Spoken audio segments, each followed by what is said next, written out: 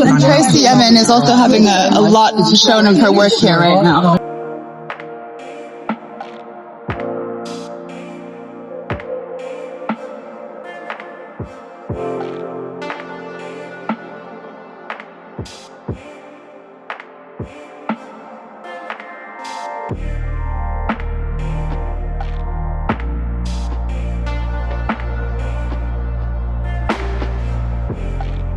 So we're just going to stop here. These are two pieces by Jean-Marie Turgot. And Jean-Marie Turgot was actually the great-grandson by marriage of Monet. And so you can see some similarities in the pastel colors and in the movement of the brushstrokes. So Jean-Marie actually grew up in the studio in Giverny where Monet was working as well. Especially this piece. Yeah, so these are both of these are kind of done for the beginning of summer. So this one is called Frontière d'été, which is, the frontier.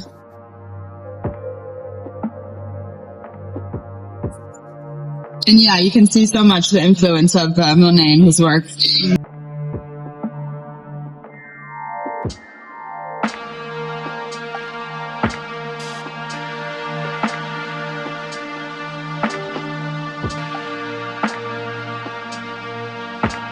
Piece by Harold Knight.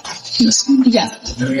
And it's of Dame Eileen Mayo.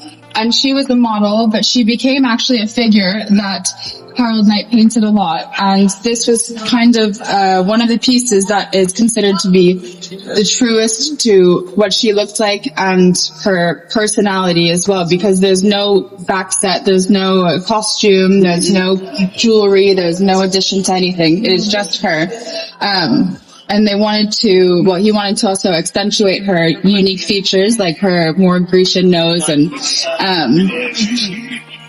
it's a very intimate picture, not because of intimacy in the sensual way, but because of seeing someone for who they are without all of the glamour and all of the dressing and all of the set design.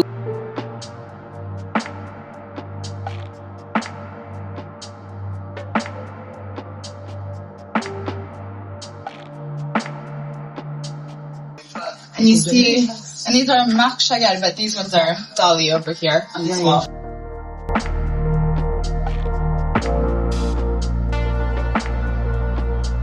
You can see kind of the sketched phase of his more elaborate pieces. We see his just imagination. Totally. It's a pretty cool opportunity to see.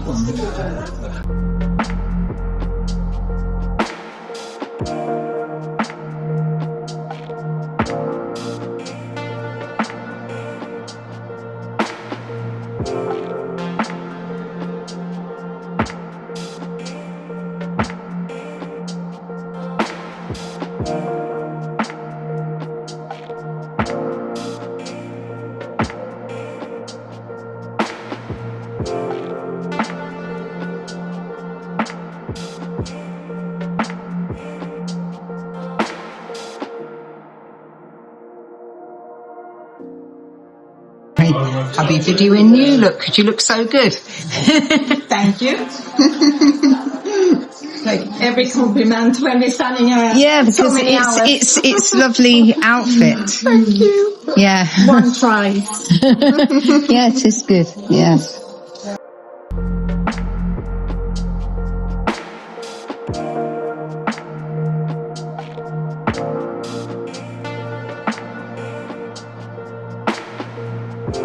Periods or these surrealist scenes. The piece that particularly caught my attention was this. It's called Rêvière, and it's a mix between the French word rêve, which means dream, and rivière, which means river. So it's interpreted, could be as the river of dreams or a dream river, or maybe the river that passes, you know, through your consciousness as you're asleep. Yes, and this is all colored pencil. He does do paintings now, but he uses a lot. You can see the time periods represented in his piece in the fashion, or like in the gramophone in this case, and then this kind of traditional clothing. And yeah, it's just a really interesting kind of humoristic take on these moral issues and these moral quandaries we have in our subconscious. And as well, this one is like Fountain of Youth. Looking even better, more attractive than she did when she went in the water. Wow. And, you know, like they're throwing him. And he can now walk. He's thrown his walking stick away, but beautiful kind of humorous, dark narrative. Yeah. Yeah. You see that, yeah. Yeah, And then that's over brilliant. here, you Thank can see he's got some There's some beautiful little pencils. to be pencil work. And these much more kind of look Very good. like those old-fashioned superhero sort of settings. You can see the time. This one's titled The Ambassadors, which I love. This guy with his like amazing. robes, Yeah. like king's outfit with his robes, and the woman's brilliant. making this long tie for him.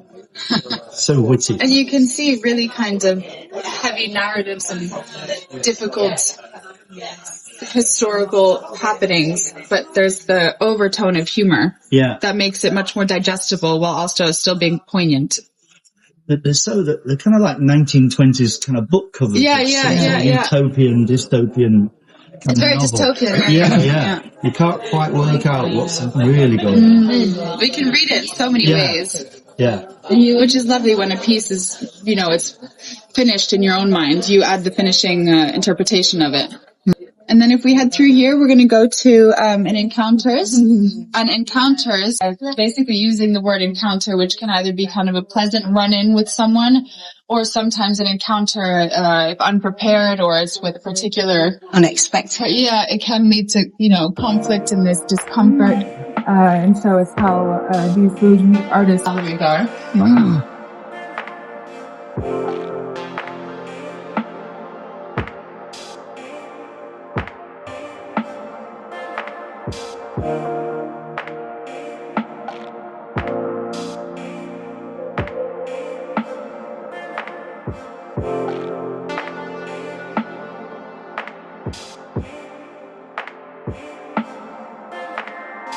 I think just over 120 galleries.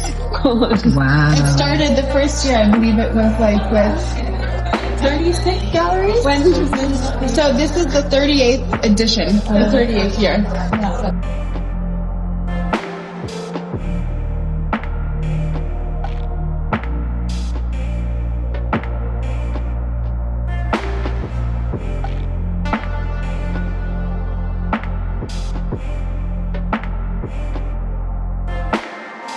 So this is Tiger Gallery, and Tiger Gallery collects a very wide range of art, so sculptures, film, painting, photography. A lot of it is, this theme of this one right now for this year is anxiety. And so you can see that a lot in kind of the facial expressions of these. So this is, for, if you guys want to come in more, feel free to come in more. This is James Johnston, and he's also a musician. You might have heard, he works with, I keep forgetting the name of his bands. He worked with, where is it? Nick Cave and the Bad Seeds, does anyone know? Yeah, and as well with PJ Harvey. Yeah. So, this is but his paintings, they're obviously kind of quite heavy to digest. But a lot of it is about emotion and tone, and he loosely uses the paintbrush, and it's not supposed to be perfect, but he doesn't care. It's not so much about the detail, it's about the immediate impact. And you see that, and it's kind of, I made a note about how it's sometimes difficult to take an art like this because it feels very vulnerable and heavy, and we often don't want to have that on the outside, but it actually connects us to one another because it's such a vulnerable moment that we're all sharing, which is really, really important, especially, you know, empathy for each other is very important. And then a more lighthearted take on this is just behind you, Julia Madison, and she does these pieces that she finds basically like found clothes or used cloths and things like that, and then she turns them into basically sort of a personal reflection of feelings in a domestic setting. So it's some of them are kind of funny. This apron says cocksucker on it, but then there's a cloth over there that says "I still really bloody love you." So it ranges from different types of emotions. And each person wearing the piece is a whole different art piece, just because, you know, and it's, yeah, you can feel free to touch it. You can touch it. We're doing that yesterday. Yeah, she works a lot with emotion. So this theme is anxiety, and I think some of these pieces were made for this theme. But Julia Madison uses her emotion to guide her into Sorry, didn't mean to do that. Didn't mean to. But all of this is basically just shows the vulnerability of the human condition. And this piece is one of my favorite pieces, actually. So it's two-faced. So you see this, and then you turn it, and then it's titled Dictator, but it made me think of Darwin. You know, the evolution of man and even our fragility and how we're still not the perfect creature.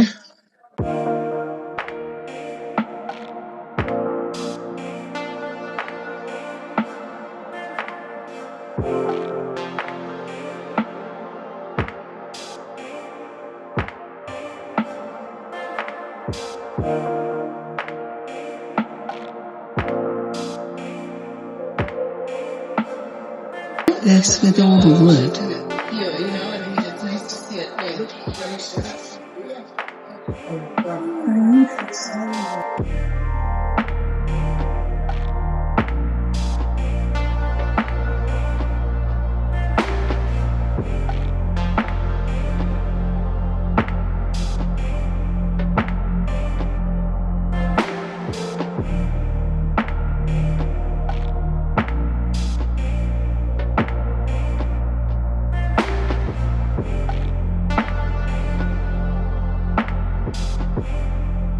And then as well, when you cure them and when you seal it or put it in the kiln, sometimes it'll crack. And so it's a collaboration kind of between the artist and luck. If you have it, if it comes out with no cracks, is that lucky? If it comes out with a lot of cracks that add to it, is that lucky? But it's kind of a giving something that you've worked hard on, and then you give it over and you have this trust that it's going to turn out. And it's still a fragile piece, you know, it's the ceramics. So,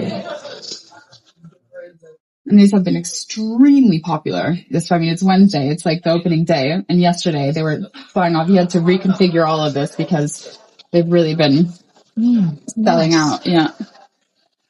So you have to get here early to get the best stuff. But these are, I mean, each and every one of these they're all different as well. There's not a copy. It's going to be one and that's it. And also, even if you paint the same scene, the way it's going to crack is going to be different if it will crack. They're really beautiful moments in time that then, you know, they do become yours, and it is a lovely thought. We all come from nature, and so this is all of our hometown. It's a very connecting idea. We come from different countries, different backgrounds, different religions, different races, different languages, and, you know, it's nice we all share the same hometown, I guess.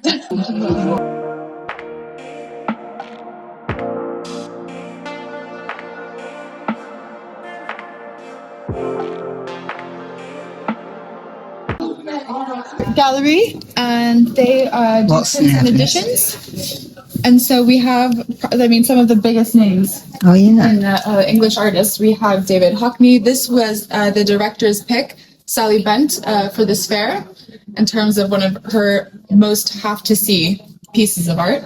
And then we have as well Pablo Picasso, Andy Warhol, lots of Tracy Emin. Tracy Emin is really, you know, having a moment. Well, she continues to. And then this piece is by David Hockney, which actually has never been framed before. And it's never been shown like this before. These are all printed from his fax machine, and they came delivered as a stack of paper. Wow. And it was up to the people that hung it to collaborate them together. Right. and this is one of one. This is not an edition. But just the ingenuity and the creativity behind not only the actual piece that he wanted to make, but the way that the piece was going to be put together and coordinated. Yeah, that is amazing. And then we have Banksy as well, Banksy and Damien Hirst. So this is where kind of Watson Evans does the prints for the really, really big names. And it's nice because the bar is so well located. The bar is that you sit, you can have a look, have a think about it, and hopefully then if you're interested.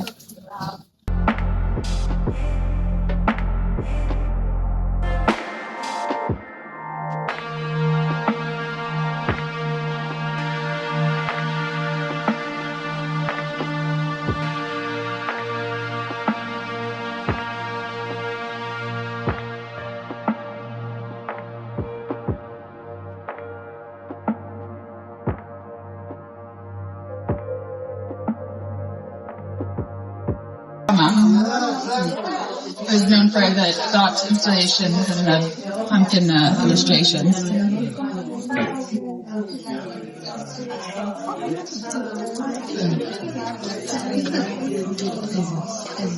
Of course, we all know Andy Warhol. And all of these have been selected from what's really relevant, as well as Tracy Emin and Bridget Riley. They're just so incredibly important in terms of the direction of art and where we want it to go, and for progress. She's amazing, and you can see as well when you walk around, so many galleries have pieces of hers, and they're all really important pieces. Yeah. This year the collection has just been refined and sourced so carefully and with such curation in mind.